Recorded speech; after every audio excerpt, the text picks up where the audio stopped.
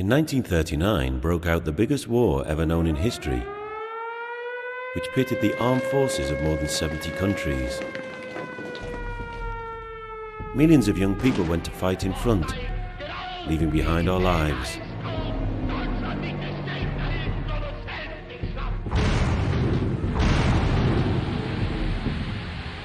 When war ended in 1945, were more than 60 million deaths.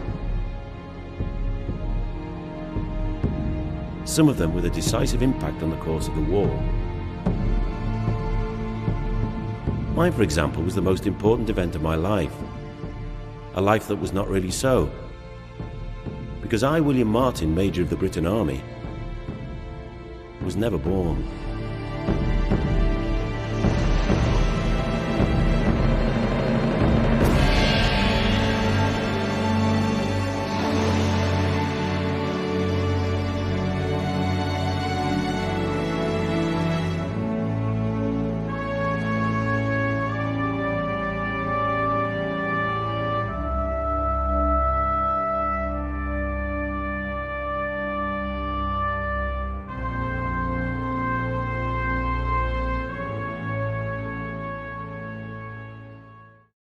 En enero de 1943, los aliados acuerdan la invasión de Sicilia como paso intermedio al asalto definitivo en el continente a una Alemania que por primera vez parecía vulnerable tras las derrotas en Stalingrado y el norte de África. Aprovechando el miedo previo que Hitler siempre tuvo a un ataque por los Balcanes y Grecia, y con el objetivo de hacer más fácil la toma de la isla, dos miembros de los servicios secretos británicos, Charles Cholmondeley y Ewen Montagu, idearon la Operación Carne Picada, uno de los mayores engaños de toda la historia militar.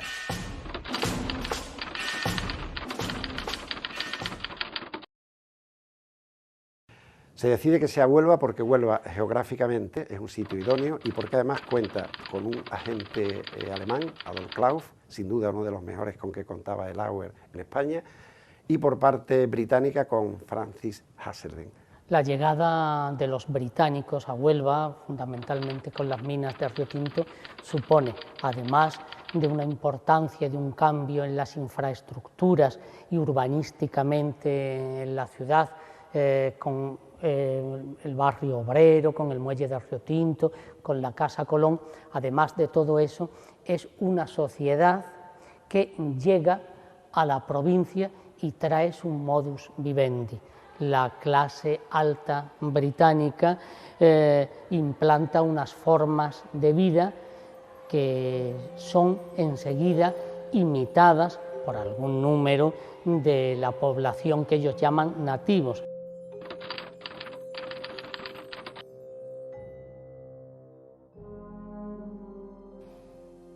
Cae un cadáver al mar y ese cadáver pues lleva la documentación que va a ser la base de toda la trama que va a desarrollar la Operación Carne Picada.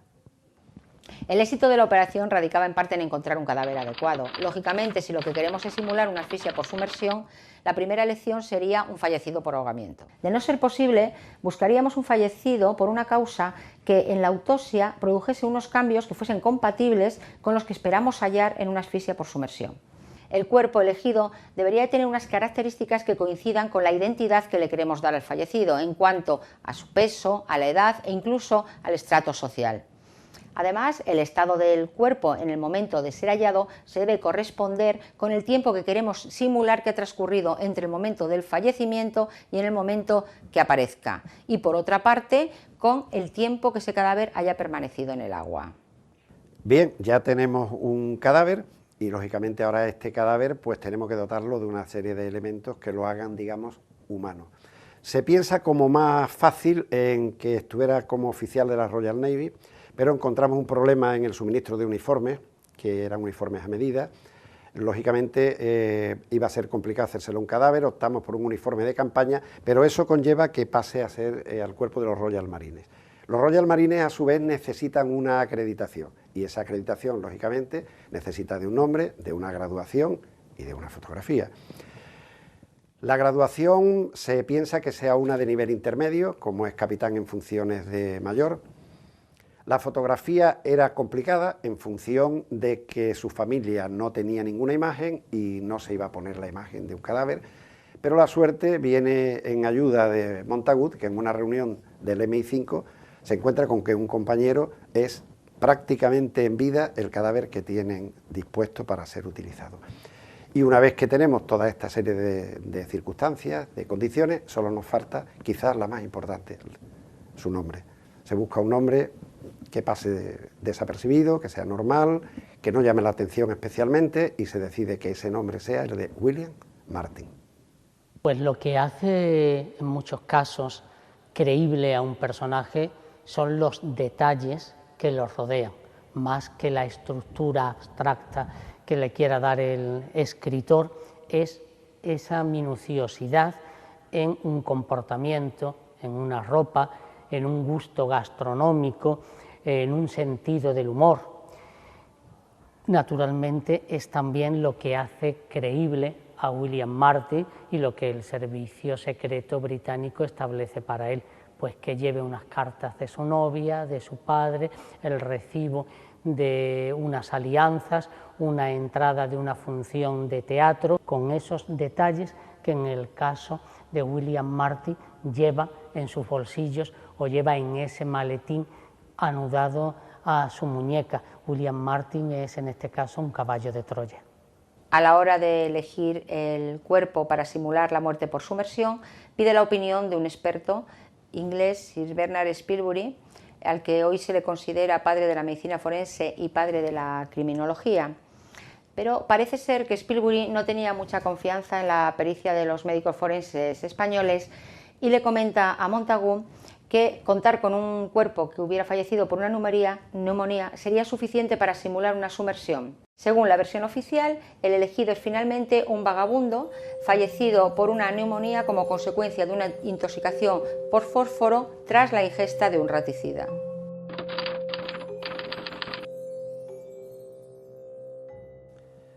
La parte realmente más importante de esta operación la constituían las cartas que el cadáver iba a llevar encima, una de ellas remitida al general Harold Alexander por Sir Archie Barnhill, y en él le dice que el comité ha decidido reforzar a la 5ª División con una brigada en vista del desembarco a realizar al sur del Cabo Arachos y hacer lo mismo con la 56 División que debe atacar Kalamata.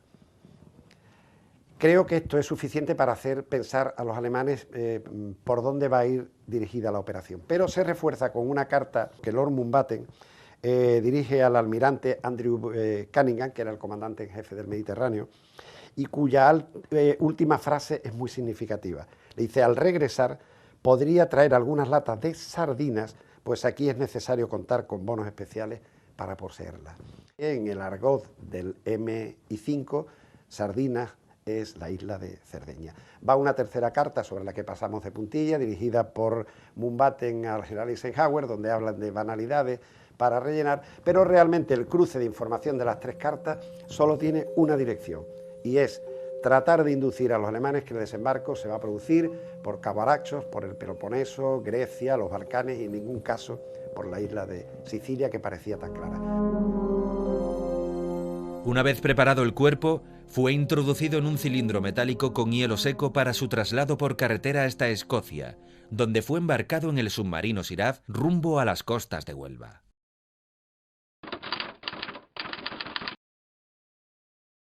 Siempre recordando precisamente cuando llegó este cadáver a Huelva, y en una de esas canoas, cubierto con una manta, fue metido en un ataúd, el cual ese ataúd fue trasladado en la sopera, que era el coche furgón que teníamos nosotros.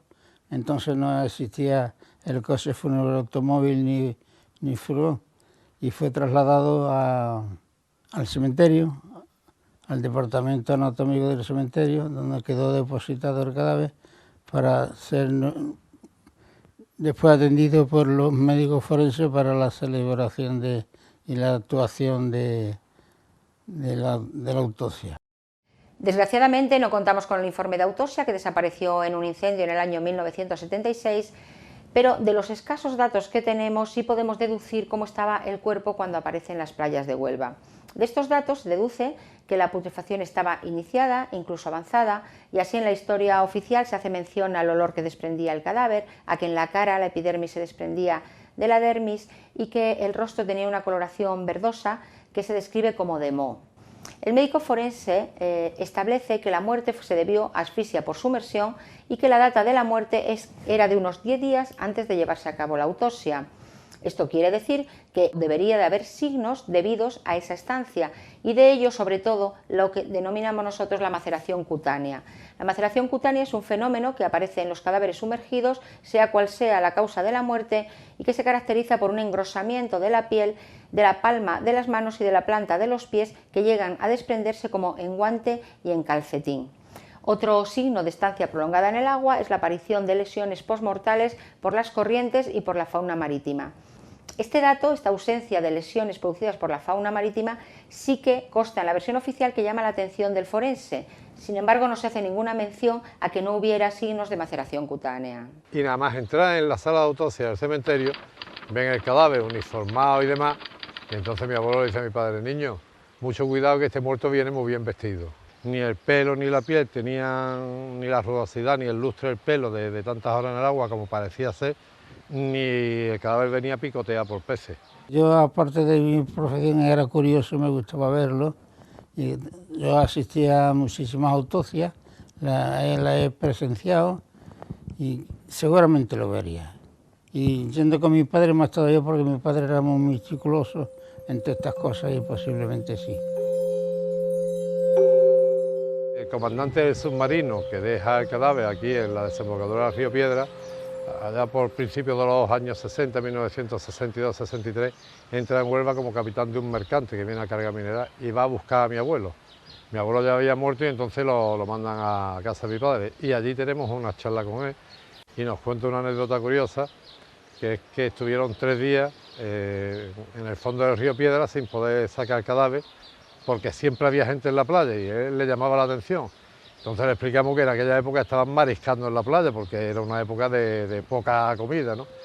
Y ellos, vamos, nos cuenta él que en el último momento, por la noche, que apenas había nadie en la playa o que no había nadie, pueden soltar el cadáver, porque están ya con las baterías prácticamente a cero.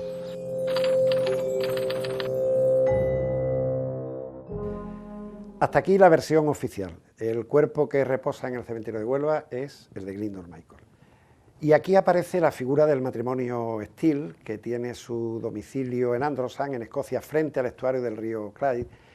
Y ellos indican cómo unos meses antes de la operación Carne Picada, en un accidente nunca aclarado, se hundió el portaaviones Thatcher, que originó 379 víctimas, y unen esta circunstancia con el hecho de lo innecesario e ilógico de los movimientos que se hacen para llevar un cadáver, el de Glyndon Michael, que estaba en Londres, hasta Holyloch, que está en la otra punta de las Islas Británicas, cuando el submarino estaba en la base de Blyth, muy cerca de Londres, y a su vez también tiene que recorrer toda la costa británica para recorrerlo en un punto absolutamente distante de Londres. Esto, desde mi punto de vista, solo tiene una explicación. El cadáver que figura como el del mayor William Martin en el cementerio de Huelva no es otro que el de uno de los 379 cadáveres de la explosión del Thatcher y en ningún caso el de Glyndon Michael. Si tenemos en cuenta que en los cadáveres extraídos del agua, incluso después de una minuciosa autopsia, el diagnóstico de asfixia por sumersión se establece por exclusión ante la ausencia de otro tipo de lesiones y sobre todo en caso como el que nos ocupa, en que parece que la putrefacción se había iniciado, es difícil creer que un patólogo como Spilsbury pusiese en juego su prestigio utilizando el cadáver de un fallecido por una intoxicación de fósforo, a sabiendas de que el fósforo va a dejar lesiones en la puerta de entrada, lesiones que se pueden evidenciar por el médico forense que practique la autopsia y que le pueden hacer dudar de que efectivamente estaba ante el cadáver de un ahogado. A mí me llama la atención de los datos de la historia oficial la referencia que se hace a la coloración verdosa que se describe como de moho que aparece alrededor de los orificios respiratorios. Si esto es así y esta localización es exclusiva de esta zona, sí sería un dato indicativo de que el cuerpo utilizado había fallecido por sumersión. Finalizada la guerra, hay una carta de un patólogo inglés, que se llamaba Spilsbury, en la que le pide perdón y le reconoce su categoría como profesional, ¿no? Como patólogo, porque él no pensaba que pudiesen descubrir aquello.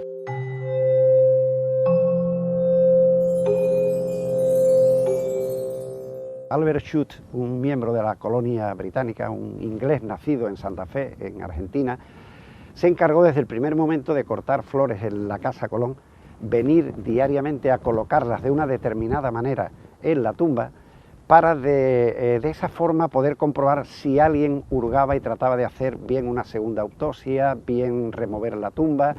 Es un poco una página más dentro del juego de espías y contraespías que se desarrolló alrededor de esta tumba. Esa tradición iniciada por Schut fue seguida posteriormente por Thomas Naylor, no ya con idea de que nadie tocara la tumba, sino con la idea de homenajear a quien estaba en ella, y esa misma tradición la siguió y la sigue actualmente su hija Isabel Naylor.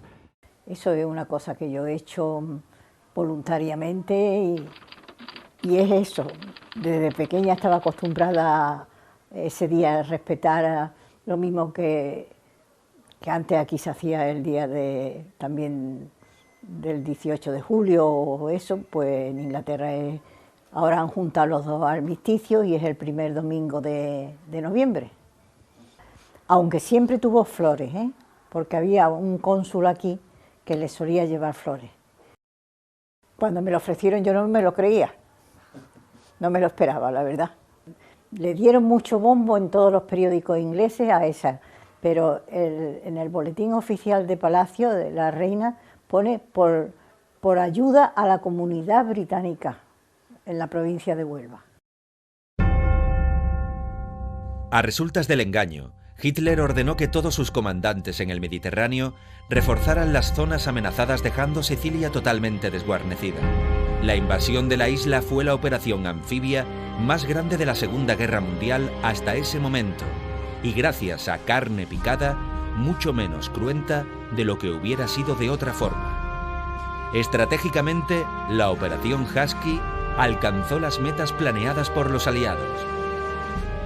Poco a poco, Hitler se vio encerrado en Alemania, hasta ser acorralado por los aliados y el Ejército Rojo.